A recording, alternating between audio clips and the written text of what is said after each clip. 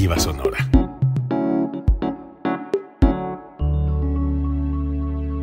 Código Libre.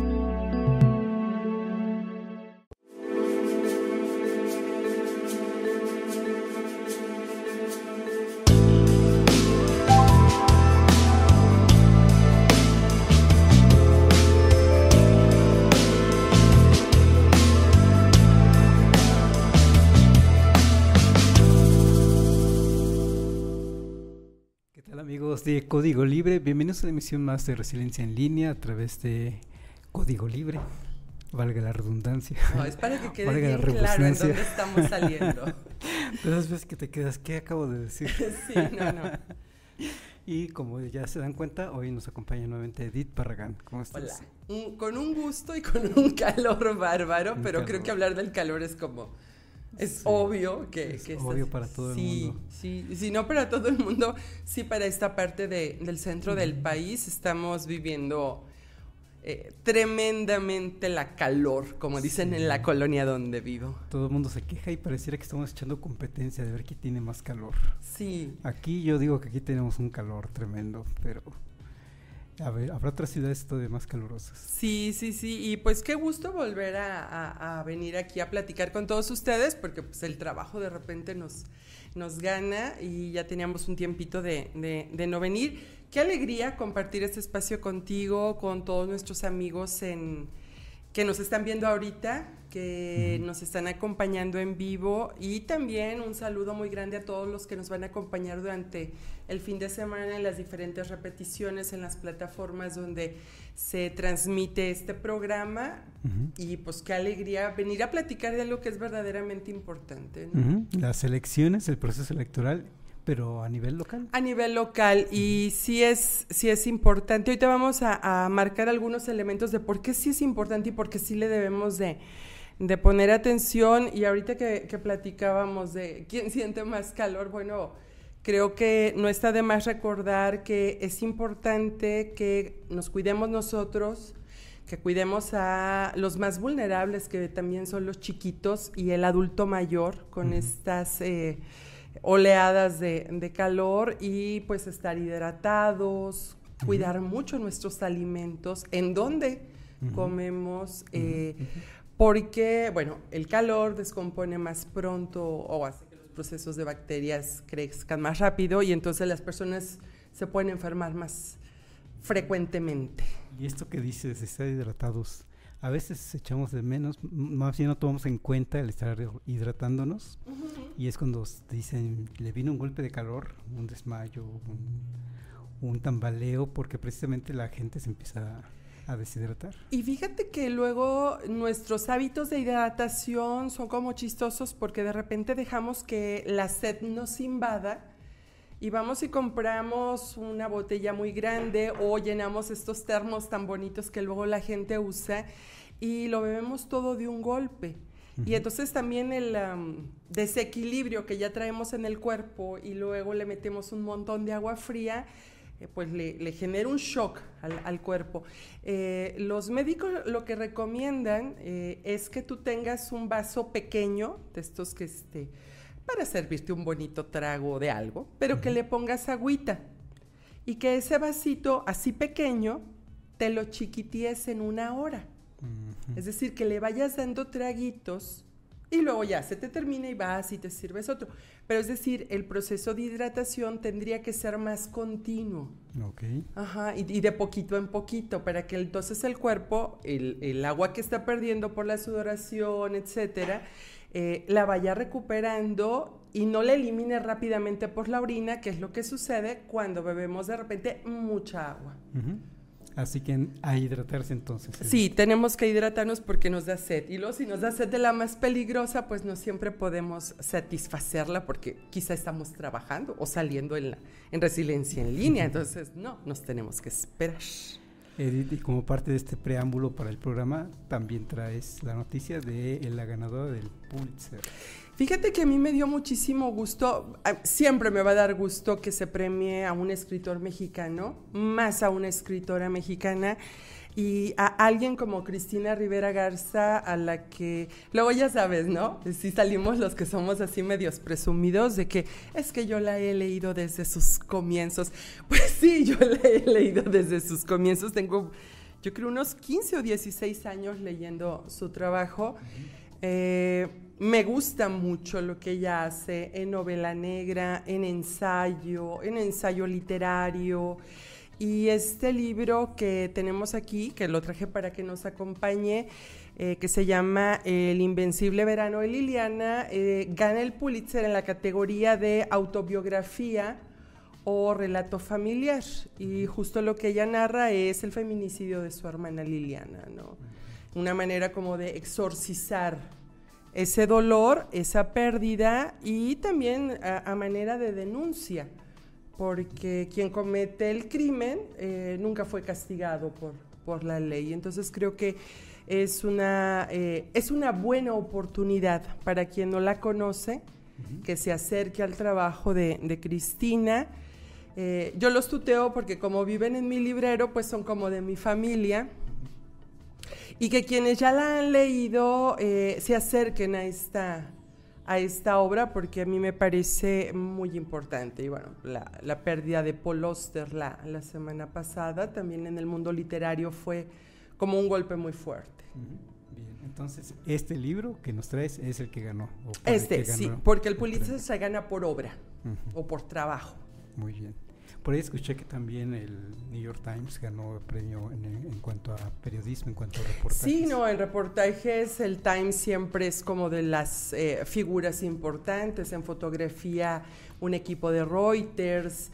Cuando uno lee la lista de ganadores, pues es como leer la lista de los ganadores del Oscar, ¿no? Mejor película, mejor director, es igual, ¿no? Mejor reportaje seriado, mejor fotografía en tales o cuales circunstancias, mejor viñeta o caricatura incluso se premia.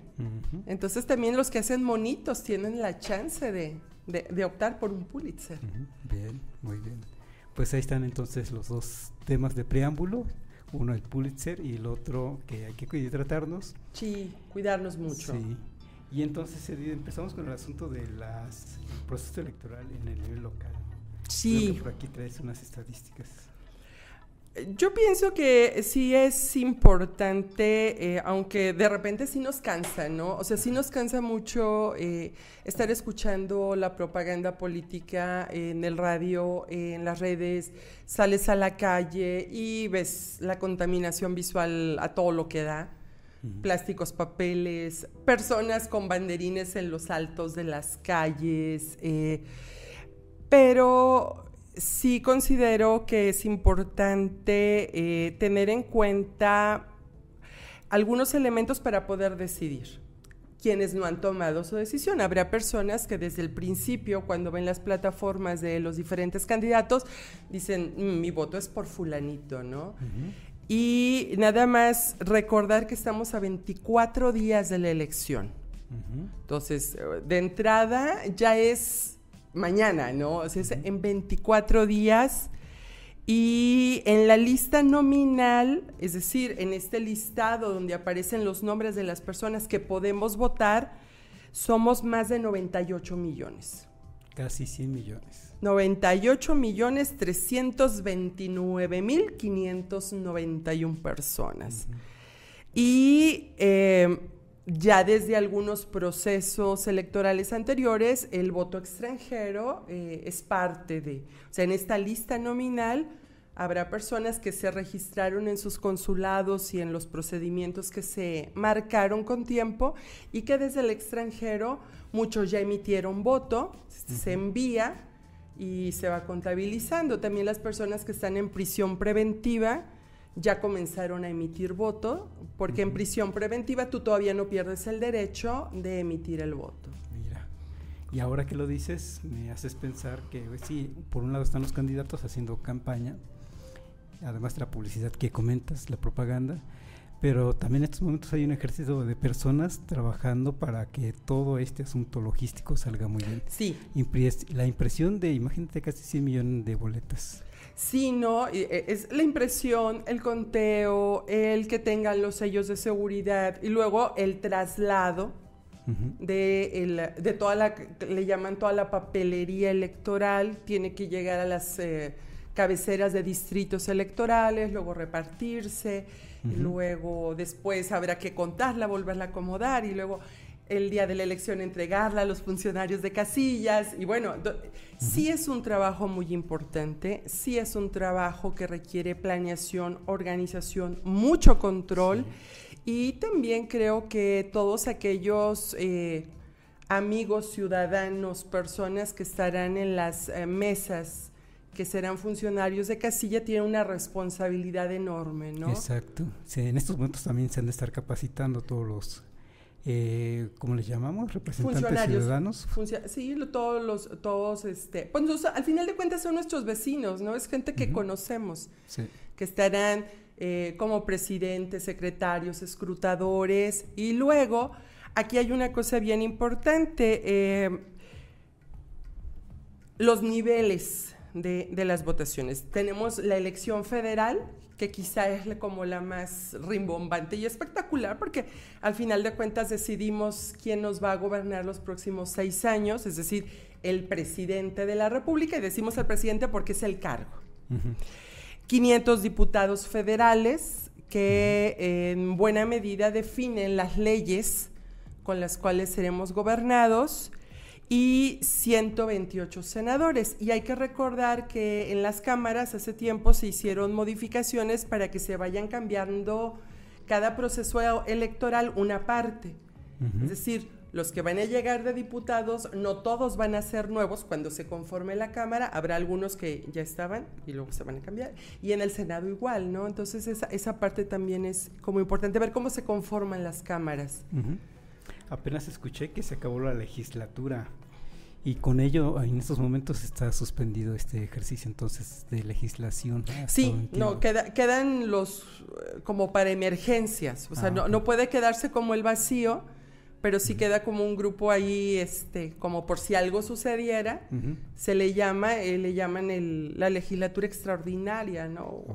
Bueno, ahí sí, esos términos específicos de lo legal electoral no me salen bien. Pero también a nivel estados se van a elegir 9 gobernadores.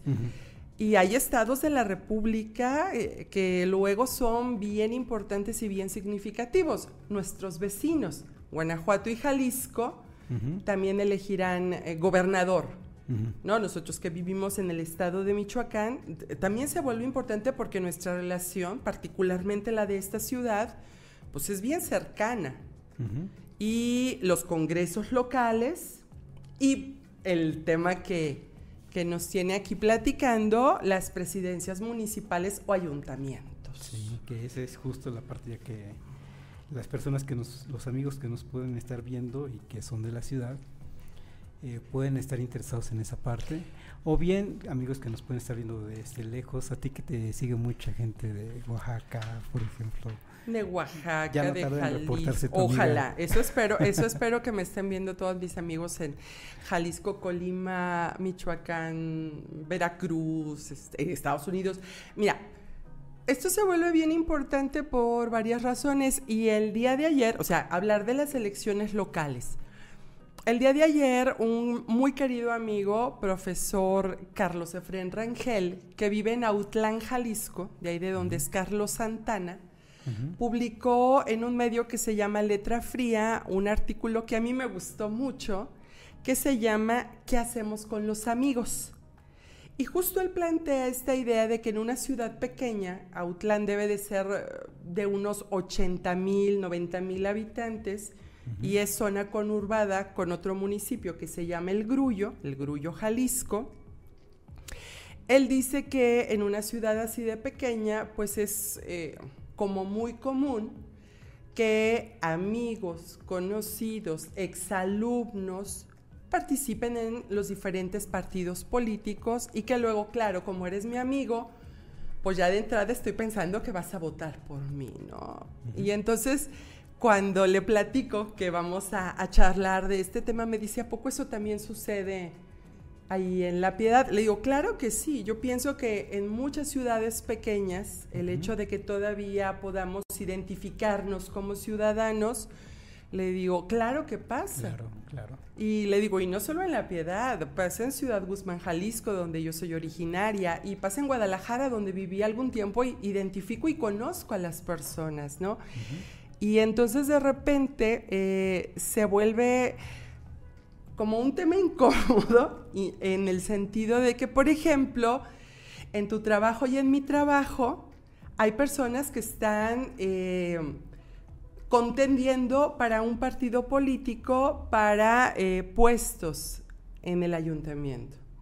Pero también tú y yo tenemos amigos, conocidos, que están en otros partidos políticos contendiendo para esos mismos puestos o para las diputaciones locales, ¿no? Y de repente dices, pues es que sí lo conozco, sí la conozco, fue mi alumna, sí la conozco, ¿cómo no? Trabaja conmigo. Y de repente se vuelve un poco incómodo en el sentido de que, ok, eres tú, tus ideas políticas, tú quieres un voto, pero mi amistad o mi relación profesional o mi relación que en algún momento construimos, pues eso es aparte, ¿no? Y entonces se vuelve como algo... La palabra para mí correcta sería como incómodo, ¿no? No sé cómo lo abordas tú con ellos, estos amigos precisamente. Yo evito el tema más bien, entonces sí sé que es candidato o candidata. Nos sonreímos, le digo mucho éxito, pues sí, pero claro. Ya cambiamos de tema. No, o a lo mejor te platican cosas, ¿no? De que fuimos a tal colonia o visitamos esto. Y pues tratas de escuchar con la mayor empatía porque quizá te lo quiere compartir como en un plan chido, ¿no? O sea, pues déjate platico. Sin embargo, yo pienso que hay la prudencia que luego a veces no nos acompaña, de repente tendría que imperar, ¿no? Una, desde quien está participando con un color y con una serie de ideas, y también desde quienes estamos ahí, ¿no? Acompañándolos, rodeándonos en otros ámbitos que no son políticos. Pero tienes razón, es una gran peculiaridad, tendrá sus ventajas, el hecho de que nos conocemos como vecinos, sí, claro. Esos candidatos, con nosotros nos hablamos de tú, así como le hablas de tú a tus libros. Sí, claro. Le hablamos de tú a los candidatos. Sí, no, por supuesto. Y ahora que estamos en ese asunto de las coaliciones, hay que, en una fórmula pueden haber morenistas del Verde, del PT, y en la otra fórmula pueden estar del PAN, del PRI, del PRD. Del PRD, Y como dices, curioso que entre todos nos podemos estar conociendo, ¿no? Y como somos vecinos, sabemos de qué partido es. Claro. Y bueno, ahorita si quieres platicamos de las coaliciones, pero luego hay coaliciones que uno dice, ¿en qué momento, no? Es decir... de entrada, el asunto de las coaliciones ya tiene su propia particularidad, pero también te das cuenta cómo hay partidos políticos cuya vida política ha sido a partir de las coaliciones, porque por sí solos no podrían hacerla, o sea, no figurarían, ¿no? En algunos estados de la República. Sí, como... pues el Verde o el PT son dos partidos muy pequeños que han podido sobrevivir porque están coaligados. Sí, y fíjate que si en algo es consistente el de Movimiento Naranja, es que van solos en el nivel nacional y en el nivel local también. Pero ese fue como también capricho del señor dirigente, dueño del partido, ¿no? O sea, entre una cosa y otra, y pues mejor yo solito... sí tiene sus particularidades el partido del color naranja.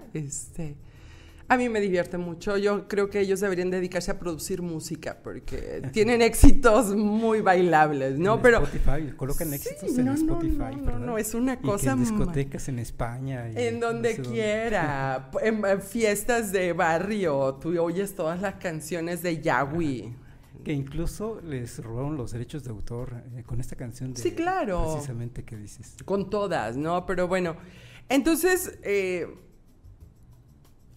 si ya de entrada las coaliciones se vuelven complejas, ahora imagínate en un espacio más pequeño, donde conocemos a las personas de los diferentes colores y que luego tú sabías que antes, no sé, dirigían la palabra, pues ahora andan muy amiguis, justo porque están coaligados, ¿no? Entonces, sí son fenómenos interesantes como para estudiarlos, pero también te hablan, creo yo, de una necesidad importante de unión. Sí por conveniencia, porque en muchos casos tú ves la conveniencia de determinados partidos para coaligarse, pero también te habla de que estos individualismos o el candidato solito, pues de repente no lo es todo, ¿no? Y que necesita de los otros. Sí. Fíjate que ayer, a propósito de que están de campaña y están visitando diferentes espacios, ayer visitaron una universidad de aquí. Sí. Los 3 principales candidatos, 4. Los de Morena, digo, sí, vamos a hablar de todos un poquito. Sí, no sí, por supuesto. Necesariamente a favor de uno, a favor de otro. No, platiquemos de todos. Pero me llama la atención que los de la coalición de Morena, PT y Verde. ¿Y Verde? No andan juntos, pero no revueltos. Órale. Entonces, ayer se presentó el candidato de Morena, acompañado de ese equipo. Que eso tiene que mostrar fuerza también, de que están acompañados, pero no estaban mezclados con el resto de partidos políticos. Me pareció curioso esa parte.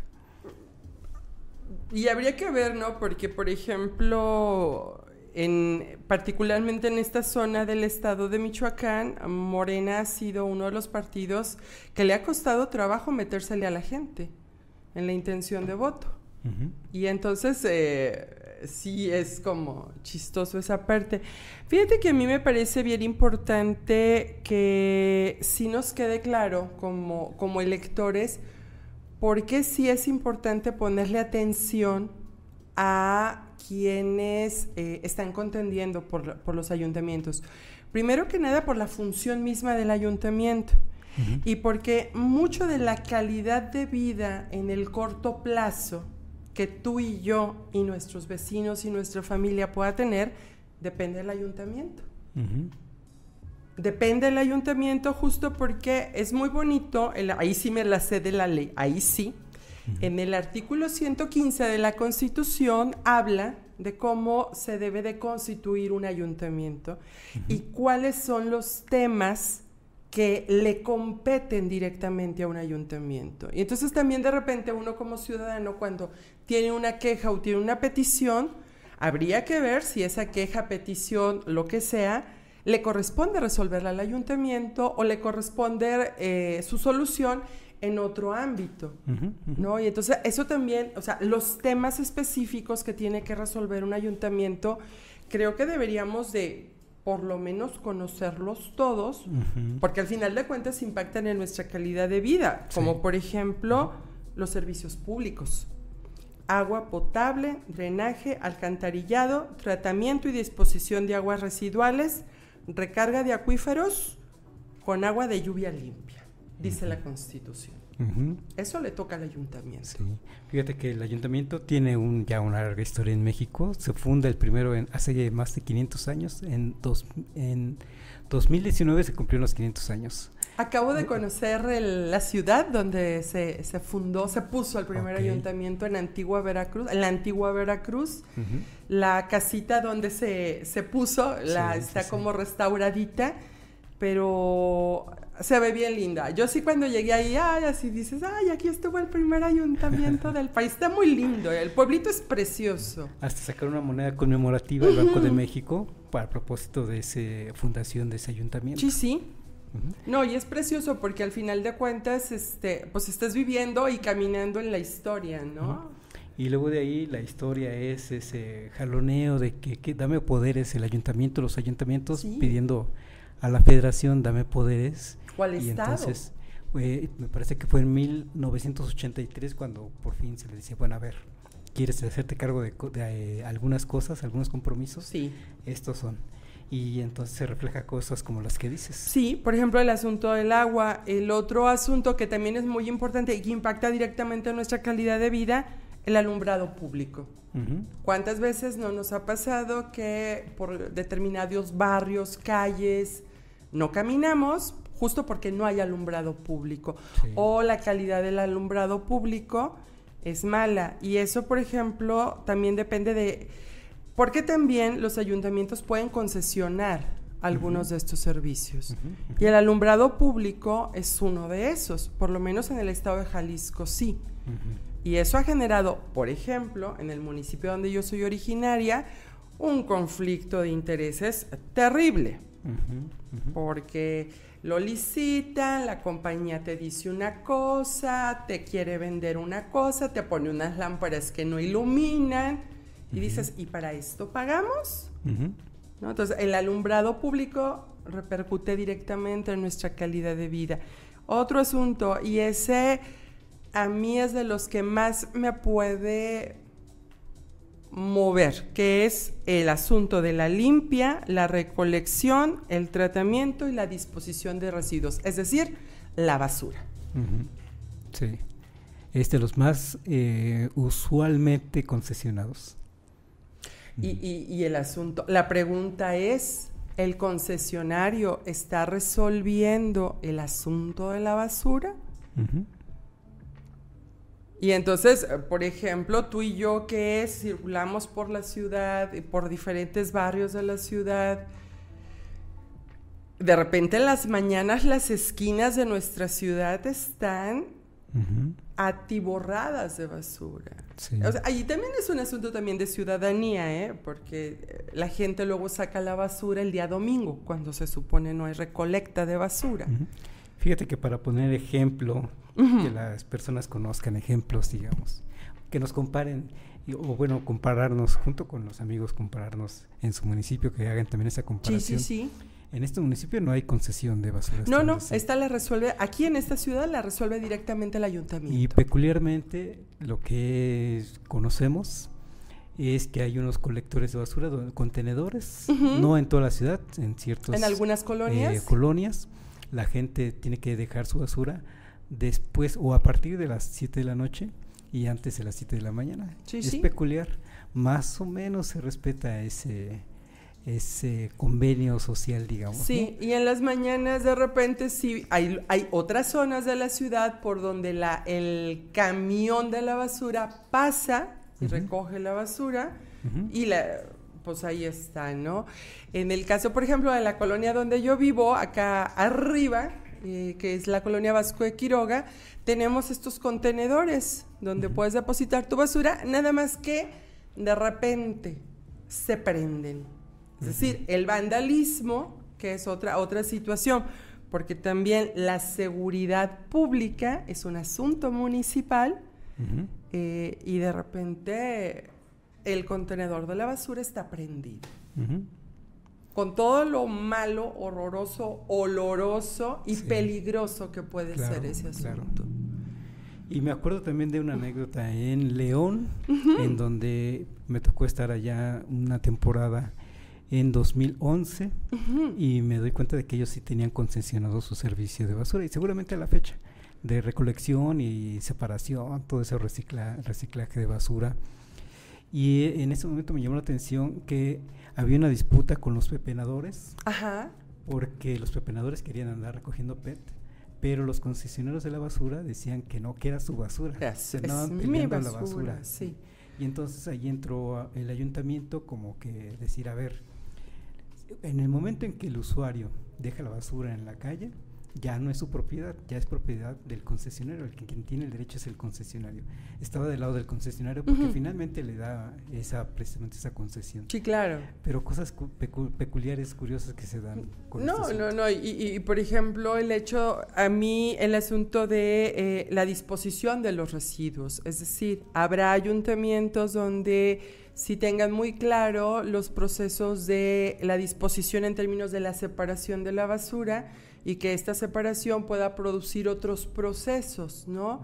Y lugares como casi en toda la República que tenemos tiraderos de basura o vertederos de basura y la gran mayoría son a cielo abierto, lo que también luego provoca otro tipo de problemáticas, ¿no? Como filtración de lixiviados a mantos freáticos, como también fauna nociva, como también ahora que hace mucho calor y que hay viento y que luego hay quemas no controladas, que muchos vertederos se prenden y se incendian. Eso acaba de pasar en Tepic hace 2 semanas. Y de hecho, la contingencia ambiental hizo que durante más de una semana en el municipio de Tepic y la zona conurbada no hubiera clases, por ejemplo, en ningún nivel académico, dada la toxicidad del aire que había en esa zona. Y el ayuntamiento es quien tiene que responder en primer momento sobre ello, ¿no? Sobre ese tema. ¿De qué más se encargan los municipios? Obviamente de los mercados y las centrales de abasto. Ahorita que tenemos una central de abasto nueva aquí en la ciudad, ya como en una colonia muy, muy, muy lejana, porque está lejos. Los panteones, el panteón, porque se llama Panteón Municipal, que en algunos otros lugares hay panteones privados, sí, porque se pueden tener, pero para nosotros la figura del Panteón Municipal es como algo cercano. El rastro, que también verifique el asunto de la matanza de los animales que luego nos comeremos deliciosamente. Algo de lo que hemos platicado mucho aquí en esta mesa, que son las calles, los parques, los jardines y el equipamiento urbano. Es decir, las banquetas, el que tengamos espacios públicos, jardines, lugares donde podamos convivir. Pienso ahora que hace este calor terrible, como por ejemplo aquí en esta ciudad es muy común que las personas todavía se salgan de sus casas a platicar en las banquetas, ¿no? Si es que hay banquetas, porque luego el asunto es, no hay banquetas. Se salen al fresco, como se diría. A propósito de lo que comentas, también a propósito de que ayer anduvieron por ahí los candidatos, porque nos buscan a los ciudadanos, buscan el voto. Sí. Y estuvo la candidata de Movimiento Ciudadano. Me llamó la atención justo eso, que en su agenda de propuestas, al menos yo siento que me dijo algo que no habían puesto atención otros, el asunto del panteón precisamente. Nos morimos todo el tiempo, sí, somos usuarios del panteón, pero nos preocupa que se agote el espacio del panteón. Claro. O el asunto de higiene, finalmente, la sanidad que puede implicar un panteón. Y ella puso el ojo precisamente en este asunto del panteón. Justo porque ese es un tema municipal, ¿no? La administración de los panteones municipales, el asunto, porque sigue siendo un espacio público, ¿no? Al final de cuentas, un panteón. El equipamiento urbano, es decir, banquetas, calles, que la calle, si no tiene pavimento, esté empedrada o que tenga por lo menos las condiciones que permitan una vida digna, ¿no? de una colonia. Y desafortunadamente nosotros vemos aquí y en muchos otros espacios de la República cómo van creciendo colonias o surgiendo colonias sin estos servicios, sin banquetas, sin agua, sin drenaje y la necesidad misma de la vivienda, ¿no? O qué sucede cuando se permiten la edificación de colonias, unidades familiares, viviendas alejadas o donde no va a haber la suficiencia de estos servicios. Al final de cuentas, los ayuntamientos también hay una parte que tiene que ver con la disposición del uso de suelo. Exacto, también, sí. Cuando llega una empresa, digamos aquí en esa ciudad que ha llegado Sams, que ha llegado Cinépolis, cualquier empresa que además ocupan pues ya hectáreas, se arreglan con el municipio. Sí, directamente. ¿Dónde se pueden ubicar? Pero además andan ya pidiendo ciertos beneficios de qué beneficios me vas a otorgar, y uno de ellos suele ser que precisamente no se les va a cobrar el predial durante 5 años, por decir Que algo. para recuperar la inversión. Ponen ¿no? sus condiciones para venir, Claro. y lo que dices es ese suelo, precisamente. Sí, el uso de suelo, y luego también el que, por ejemplo, si vamos a poner un mercado o si vamos a poner un centro comercial, pues vamos a necesitar vialidades, Ujú. ¿no? Es decir, calles que permitan que el Accesos. ciudadano vaya y venga. Y en ese sentido, el tránsito municipal, de nuevo, le corresponde al municipio. Ujú. Y, por ejemplo, no solo el asunto de regular o ver que las personas puedan transitar en vehículos o a pie o en diferentes vehículos, pues moverse, sino también que puede poner leyes o reglamentar ciertas conductas, como por ejemplo el volumen de la música que sale de los vehículos cuando están en movimiento. Nuestra ciudad es un ejemplo yo no me sé muchas canciones del momento, pero me las aprendo gracias a que por mi casa pasan con el volumen de los automóviles o de las camionetas a todo lo que da, ¿no? Y eso es algo que un ayuntamiento puede regular. O el uso del espacio público, ¿no? Me encanta ese meme donde hay una alberquita en medio de la calle y dicen vergüenza y patio es lo que no tengo. Pero entonces el uso de las calles, o que tú y yo digamos, hay que hacer la fiesta del Día del Maestro, ¿verdad? Porque así como discretamente que decir que somos maestros para que nos den regalos. Y lo hacemos en la calle, como si la calle fuera nuestra. O sea, la calle es de todos los que pasamos y que la usamos. Entonces no podemos agarrar y cerrar una calle nomás por nuestros gustos. Y es tan habitual. Aquí en este municipio. En este municipio. ¿Cuántas veces hemos visto que se cierra por un funeral? Digo, con todo respeto para el dolor de las familias, te cierran la calle. O por una fiesta, porque pusieron el brincolín a media calle. Ajá. ¿No? Sí. Porque, por ejemplo, las fiestas patronales que se organizan en las parroquias, que hacen una kermés y eso, tienen que sacar un permiso en el ayuntamiento. Exacto. Entonces se vuelve al asunto del ayuntamiento. Se vuelve un asunto del ayuntamiento. Y luego ya vendrían cositas más fuertes en términos de el mediano y el largo plazo, que son los planes de desarrollo urbano. Es decir, ¿qué queremos para este municipio de aquí a 5 años, de aquí a 10 años? ¿Dónde va a vivir la gente? ¿Dónde va a trabajar la gente? ¿Por dónde se va a mover la gente de aquí a 10 años? Y luego algo que también sucede cuando vivimos en lugares que luego el crecimiento mismo hace que se peguen con otros, ¿no? O en el caso de las zonas metropolitanas o de municipios que se vuelven vecinos con el otro, ¿no?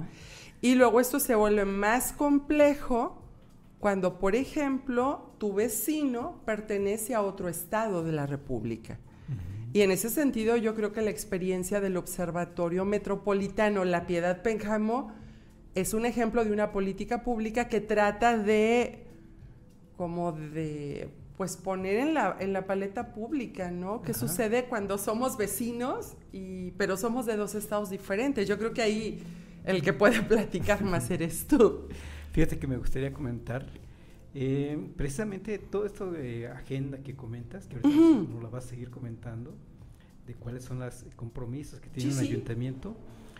Luego el candidato, como lo vemos ahora, la candidata andan muy motivadas, creyendo que van a transformar a su municipio. Estamos hablando del municipio, y qué bueno que tengan esa actitud. Sí, de entrada, sí. Pero llegando al cargo, digamos, se enfrentan a un marco legislativo que los obliga. Bueno, ya prometiste mucho. Lo primero que le piden a un nuevo presidente municipal es, en este mes, pues van a entrar en septiembre, me tienes que entregar el informe financiero, pero no, además no solo este septiembre, sino que es el último trimestre, y el trimestre abarca 2 meses del presidente anterior. Y por ley orgánica les van a pedir su plan municipal de desarrollo, y les van a pedir su presupuesto su programa operativo anual, que ellos le llaman el POA. En fin, una serie de circunstancias que obliga a que los presidentes municipales y su equipo estén capacitados. Y ahí te das cuenta entonces que no es tan sencillo, ¿no? O sea, no es tan sencillo el que tú digas con toda tu actitud, tu buen ánimo y todo, sí, vamos, sí. No. O sea, es decir, hay una serie de realidades operativas que son bien importantes que las personas, las que se están candidateando las tengan en cuenta, y la otra, eso también como ciudadano te permite como comparar lo que me dice el candidato con la realidad de mi municipio y también hasta dónde va a estar su alcance. Porque eso también te puede dar como el termómetro de, se me hace que está echando mentiras, ¿no? Porque eso no lo puede resolver él, ¿no? Si ya en las zonas metropolitanas que son del mismo estado es complicado, ahora en un espacio donde compartes dos legislaciones estatales, es mucho más complejo, ¿no? Y más por las características propias, porque nuestro vecino ni siquiera es la cabecera municipal, ¿no? Entonces, como el territorio sí es importante en ese sentido y sí tendría que haber por lo menos una idea, una propuesta de trabajo de zona metropolitana, en el caso de aquí de la ciudad. Sí. Y bueno, el asunto es que se tienen que hacer cargo de los presidentes y sus planillas de encargos como los que nos estás comentando y no ha llegado el de seguridad, que también es un asunto importante. Ese es otro tema, y es uno de los temas como más delicados, creo, el de seguridad, ¿no? Porque también lo hemos visto cómo se avientan las responsabilidades, los federales con los estatales contra los federales, y luego en los estados, no es de mi municipio, no, sí, fue en tu municipio, ¿no?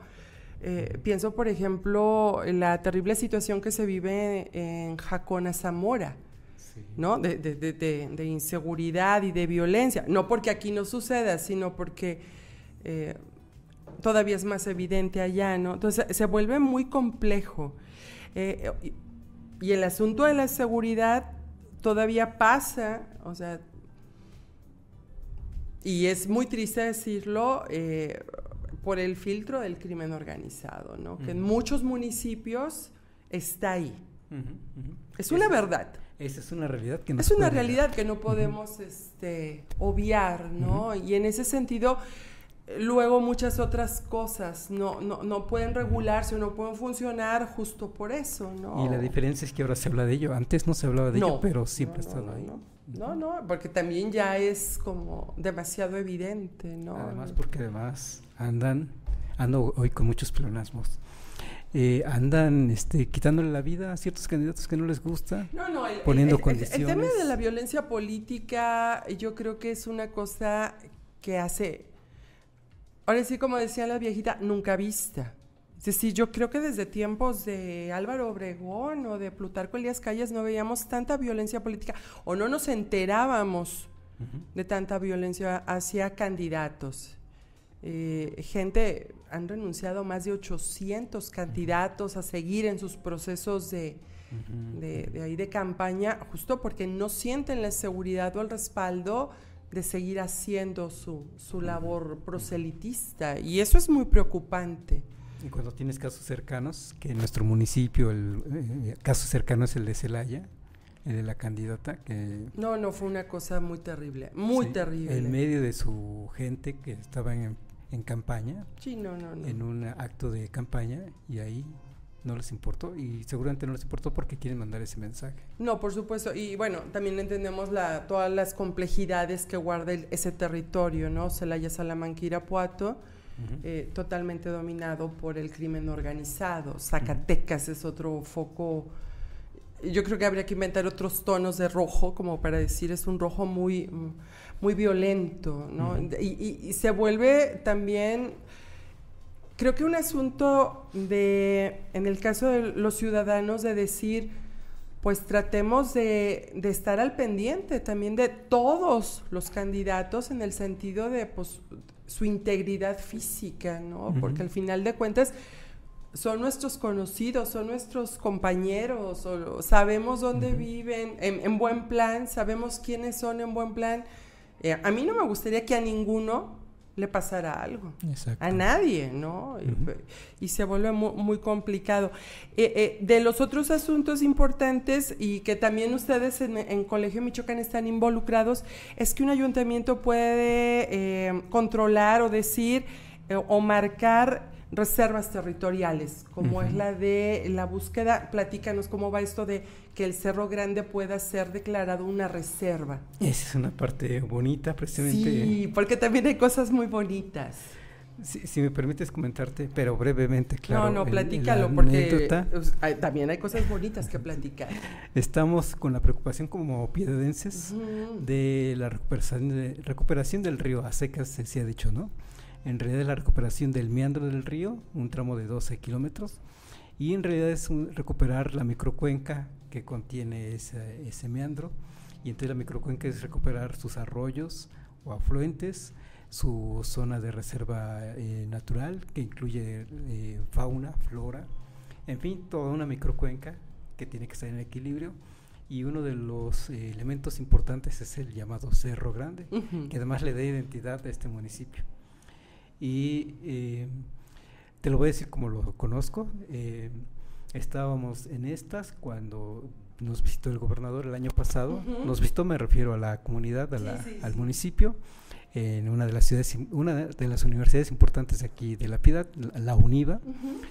Y le tocó a nuestra presidente del observatorio sentarse junto al gobernador y le comentó de los proyectos que se tienen. Y le llamaron la atención dos proyectos en particular, pero a fin de cuentas, resumidos en esto que te comento de la recuperación del meandro y la recuperación de la microcuenca, y mandó a 2 equipos de trabajo, que a fin de cuentas ya en estos momentos trabajan más directamente con el ayuntamiento. Digo, a fin de cuentas, órdenes de gobierno se tienen que entender con los que disponen de los del recurso presupuestos para operarlo. Claro. Y entonces el entendimiento más bien es con el ayuntamiento, que bueno, a fin de cuentas, pero ya se pasó con el proceso, se terminó el proceso de diagnóstico de esta zona de reserva del Cerro Grande. En estos momentos se tienen los talleres consultivos y comentan los funcionarios de la Secretaría de Medio Ambiente del Estado en que los ejidatarios están en la mejor disposición. Eso bueno. Es bueno porque parece curioso o parece, a veces no nos damos cuenta, pero zonas naturales no dejan de ser propiedad, muchas veces propiedad privada. Sí.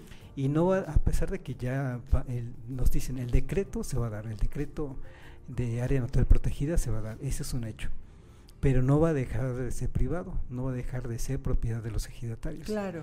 Entonces lo que va a proceder después de que se haga la declaratoria es un programa de manejo que incluya a estos ejidatarios. Claro. Grosso modo es eso, pero finalmente se da el cuidado precisamente de una zona de recarga importante para el municipio y para este río en particular. No, y fíjate que para quienes viajamos, luego sí, te dices que es un símbolo de identidad, es que te asomas por la ventana, ves la silueta del cerro y dices, ya voy a llegar, ¿no?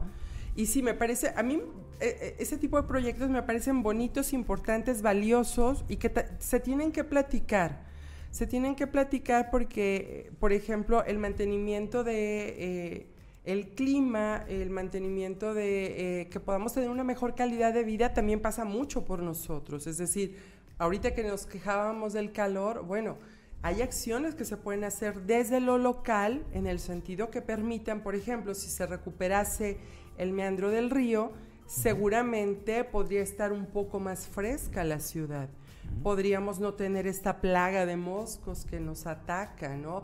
Podríamos tener espacios públicos cerca de este meandro y poderlo disfrutar todos, como yo he escuchado pláticas bien preciosas de gente que hace 40 o 50 años se bañaba en el río, pescaba en el río. O sea, en 50 años perdimos un ecosistema muy importante, ¿no? En menos de 50 años perdimos. Y qué bueno que desde el municipio, pero también desde la sociedad civil, que esa es otra parte muy importante que me parece que necesitamos platicar, porque también el impacto de la sociedad civil y de grupos organizados puede ser todavía más fuerte y más notorio en un ayuntamiento o en un municipio.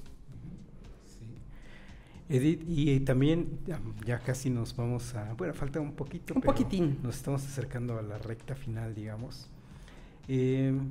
Recapitulando este asunto que nos comentas, sí, las candidaturas, nos dimos también a la tarea de echarle un ojito a las planillas. Sí. Pero lo que alcancé a notar con la exposición de los 3 candidatos ayer es que más o menos tienen como que los mismos temas en la agenda, pero también se alcanza a ver puntos diferentes en cada candidato, a qué le dan énfasis. Y lo que les comentaba a ellos es que ojalá, lo que se ve es que las 3 fuerzas, digo, sumadas en sus coaliciones, las 2 coaliciones de PAN, PRI, PRD, la coalición de Morena, PT y Verde, más Movimiento Ciudadano que va solo, los 3 van a tener una votación, creo yo, que les va a dar para tener regidores en el ayuntamiento. Bueno. Y les decía, sería bueno que de esta agenda ustedes no suelten las temáticas que son más sensibles para los piadenses y que las trabajen ya como ayuntamiento, ya como integrantes del ayuntamiento, que trabajen. Y unas de ellas, uno de los ejes que ellos mismos los comentaban, pues es el cuidado de la infancia, la protección de la infancia. Las infancias. El otro, el fortalecimiento de las mujeres, a veces se llama empoderamiento. Empoderamiento, que es la palabra que no nos gusta, pero bueno. Acá hemos dicho que nos gusta la palabra de libertad. ¿no? Sí, no. Ajá, en todo caso, fortalecer la libertad de las mujeres. ¿Cuál otro? Este asunto de los panteones, que parece cosa menor. No, es una cosa muy importante. Y entonces, a fin de cuentas, sería bueno que también, pasadas las elecciones, finalmente va a quedar un equipo de trabajo en el ayuntamiento, integrado por diferentes regidores, integrados a su vez, o representantes a su vez de diferentes partidos. Sí. Ojalá que sea todo un equipo de trabajo que de veras trabaje para el bien del municipio. Sí, yo pienso que algo que tendríamos como que revisar en ese sentido es que estas plataformas incluyan, pues, por ejemplo, los temas de las infancias, las adolescencias, pero también la de los adultos mayores, porque también es una población importante. Sí. Creo que también habría que revisar si hay planes de desarrollo integral y de desarrollo metropolitano. Entonces, si yo no puedo concebir el desarrollo de esta ciudad sin el desarrollo de quienes viven del otro lado del río o del otro lado del puente, como dice la canción, ¿no? Que también haya una inclusión de poblaciones con discapacidades, por ejemplo, para la movilidad, para el trabajo, para que tengan un empleo digno. A mí el asunto de la movilidad me es muy importante. Yo camino o procuro caminar mucho la ciudad. Si yo que estoy buena y sana, no, pero que me puedo mover por mis propios medios, me da trabajo muchas banquetas, muchas calles, o subir o bajar en muchos lugares. Ahora una persona con dificultades de movilidad, ya no te voy a hablar de silla de ruedas o que sea invidente, que sea sordo, porque la ciudad todavía le falta mucho trabajo en eso. Sí. Creo que necesitamos también que se incluyan los deportes y los espacios para el fomento deportivo, que también en esas plataformas contemplen la educación, la cultura y los espacios culturales y que funcionen. O sea, que funcionen las bibliotecas, que funcione la Casa de la Cultura, que aquellos que por iniciativa privada quieran proponer espacios culturales también tengan las facilidades y que tengan los apoyos para que esas actividades se puedan desempeñar. Pienso el trabajo de los semilleros creativos tan precioso que hacen y que luego de repente tengan que estar en un espacio bien pequeñito para todas esas cosas tan hermosas que ellos hacen. Y obviamente hay temas como más delicados, ¿no? Por ejemplo, ¿qué pasa con la población indígena? ¿O qué pasa con...? Porque luego cuando hablan de inclusión nada más piensan que es el colectivo LGBTQ, todas las letras del abecedario, ¿no? O sea, sí son importantes, pero no son los únicos. Entonces, ¿qué pasa con la población indígena? ¿Qué pasa con la población migrante? ¿Qué pasa? Entonces, todavía hay temas que necesitamos ponerlos sobre la mesa y ver qué es lo que están proponiendo las personas. Ahora, algo que me llama mucho la atención, por ejemplo, tú ahorita has platicado de 3 fuerzas importantes, sin embargo, para el ayuntamiento de aquí de esta ciudad, 2, 4, 6 candidatos registrados. Tenemos 6 candidatos registrados, una sola mujer y 5 hombres.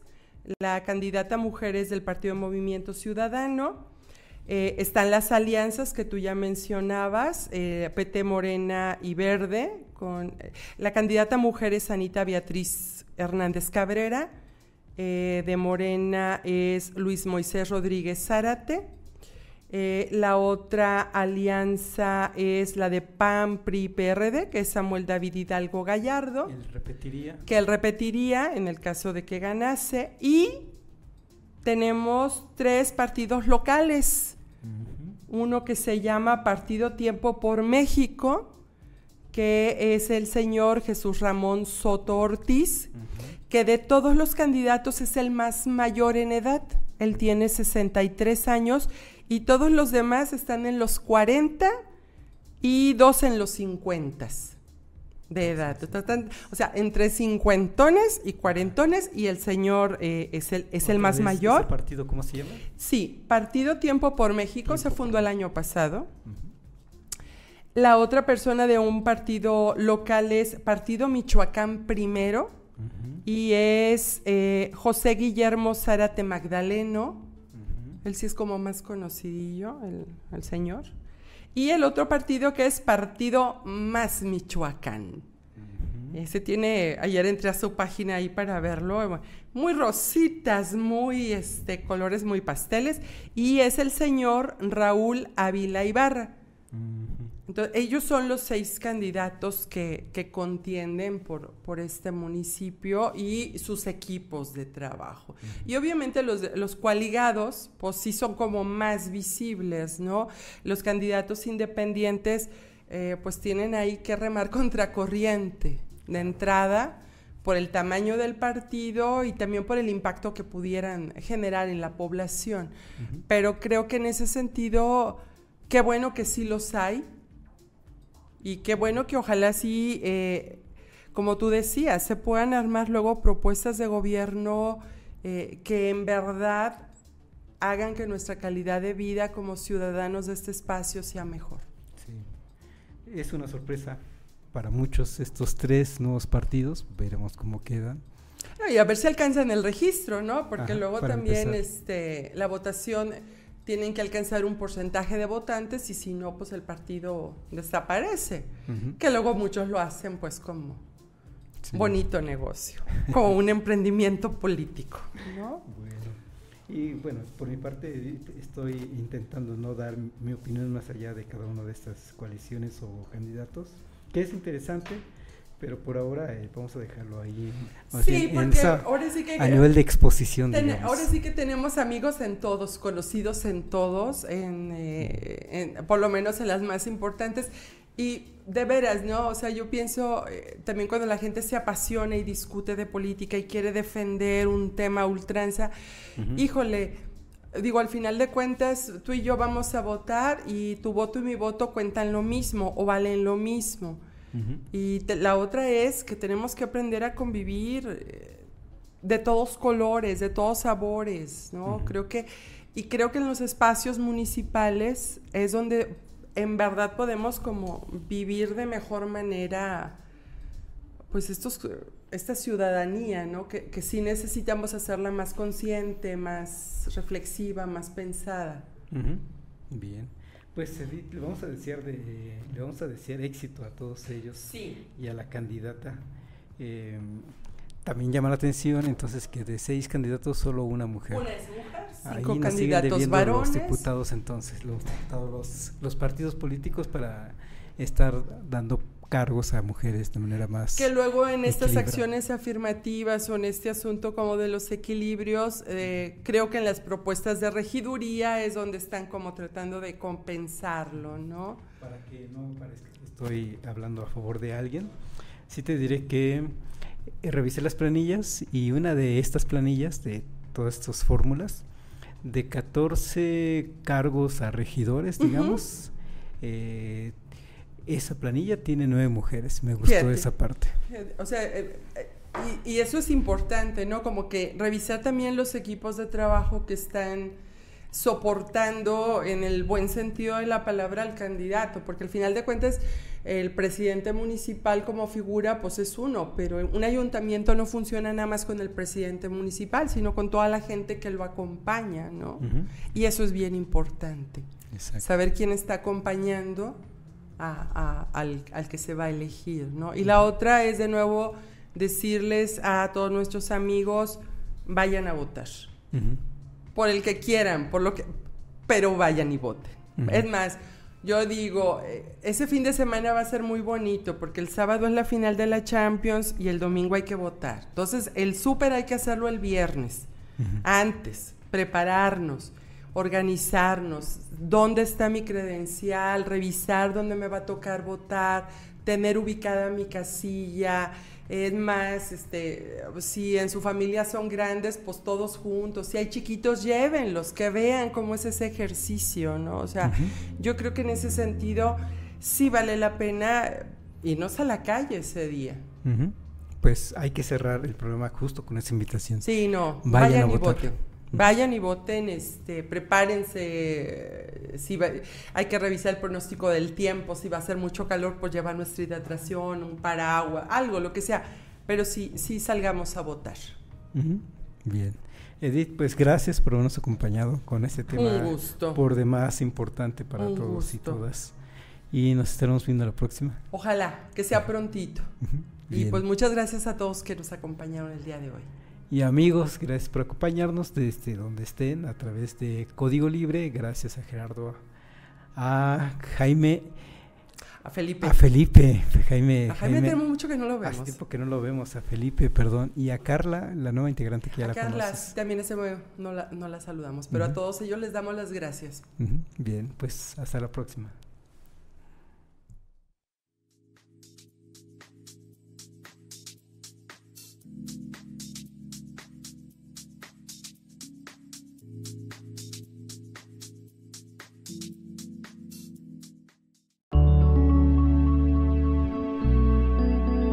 Código Libre.